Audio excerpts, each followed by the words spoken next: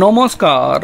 আহমেদাবাদ থেকে লন্ডনগামী বিমানবন্দর থেকে টেক অফ করার সাথে সাথে দুটি ইঞ্জিন একসাথে বিকল হয়ে পড়া এবং কিছু সেকেন্ডের মধ্যেই বিমান ভেঙে পড়া কিংবা যখন দুটি ইঞ্জিন একসাথে বিকল হলো তখন জরুরি অবতরণ করার যে সুযোগ পাওয়া গেল না, এই সমস্ত কিছু যাবতীয় ঘটনা সবটাই কি কাকতালীয়, নাকি অনেকেই প্রথম থেকে এই দুর্ঘটনার পরে যেমনটা মনে করছেন কেবল কি যান্ত্রিক সমস্যার কারণেই প্লেনটা ভেঙে পড়ল, নাকি এর পেছনে বড়সড় কোনো ষড়যন্ত্র লুকিয়ে আছে যেমনটা মনে করছেন অনেকে?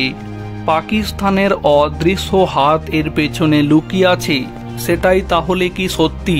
কারণ এবার যে খবরটি সামনে এসেছে সেখান থেকে প্রশ্ন উঠে যাচ্ছে, তাহলে কি ওই বাচ্চা ছেলেটিকে পাকিস্তানের গুপ্তচররা সেখানে পাঠিয়েছিল?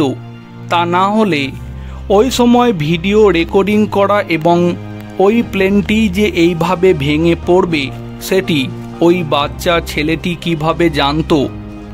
এয়ার ইন্ডিয়া ফ্লাইট ক্র্যাশ, প্রতিদিন তো কত বিমানই ওঠানামা করে, দুর্ঘটনার দিনই কেন ভিডিও করা হয়েছিল?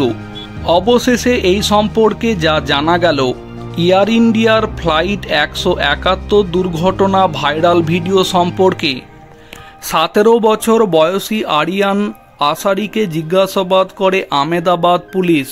গত 12 জুন বিমানটির অবতরণ এবং বিস্ফোরণের ভিডিওটি দ্রুত অনলাইনে ছড়িয়ে পড়ে।